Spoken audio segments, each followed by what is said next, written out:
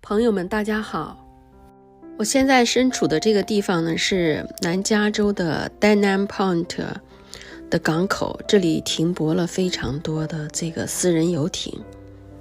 顺便呢聊一下咱们今天的话题。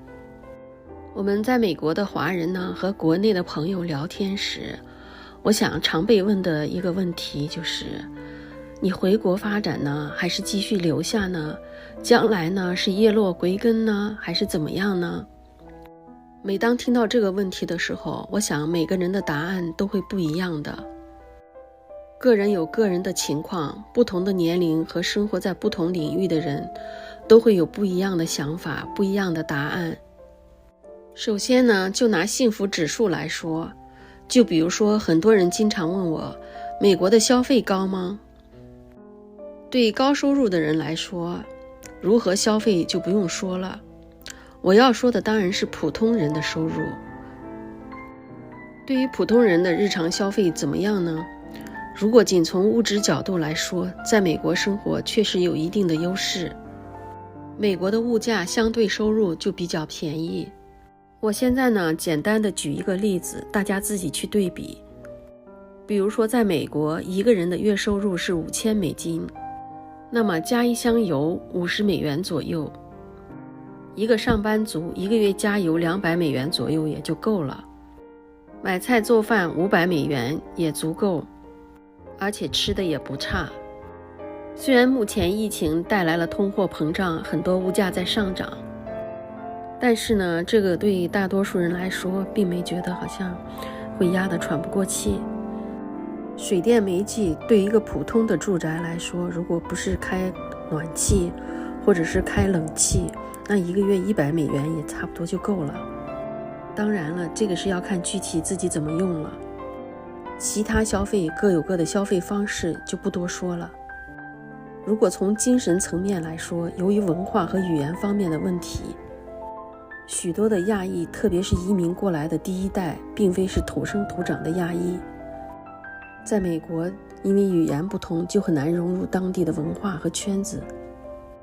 当然，也会有一些人因为相对觉得这种生活无趣，没有什么娱乐，也会放弃绿卡，毅然回国。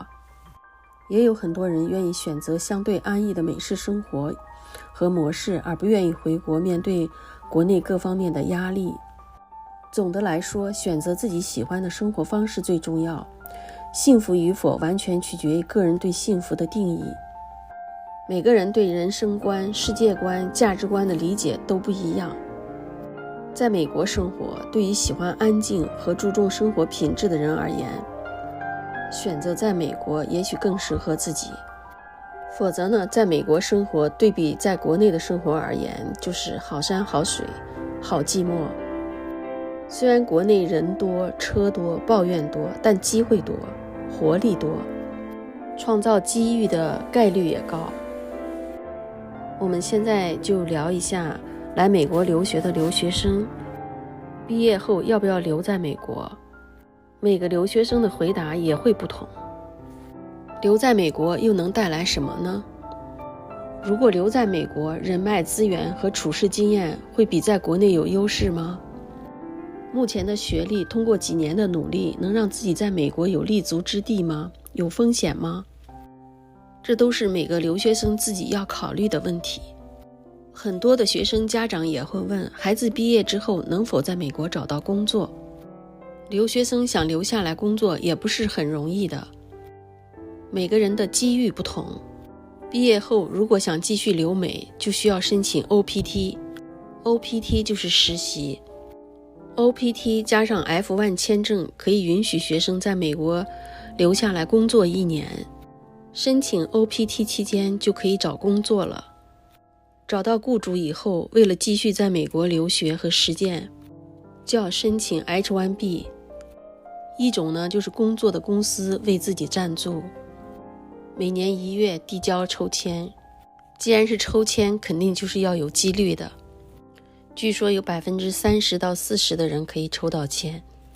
另一种是免抽签的 H1B， 在任何时候都可以办理。这种呢是需要和大学或者是科研慈善机构有联系的。无论是留下还是回国，都是要选择适合自己的路走最好，没有对与错之分。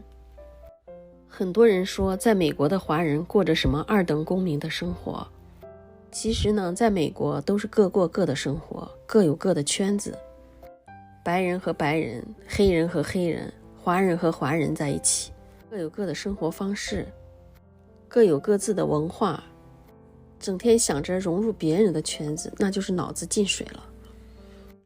美国是个移民的国家，有来自世界各地不同种族的人，文化也不同。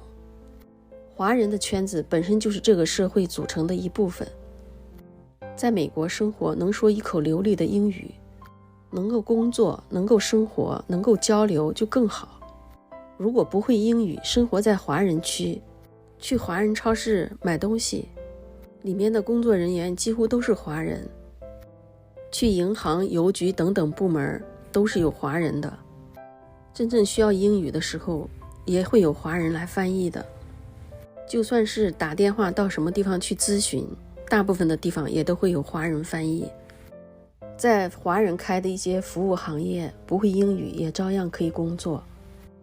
至于说到被人歧视，这个世界人性是相通的，在社会上只要有学识、有能力、有得体的教养，都会受到非我种族的人接受的。当然，歧视的现象也是会有的。我们相信这个社会99%的人都是好人。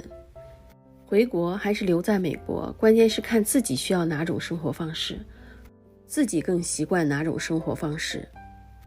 来美国的留学生拿到博士学位更好，拿了博士想要去哪里都有敲门砖。普通的人，不是到这边来留学的人，来美国打工的人，通过自己辛勤的努力，也能过上丰衣足食的生活。天上不会掉馅饼，美国也不是遍地都是黄金。不论是什么原因来到美国工作的，都是要靠自己的努力。每个地方有好就有不好，人的成就主要是靠自己的努力和机遇。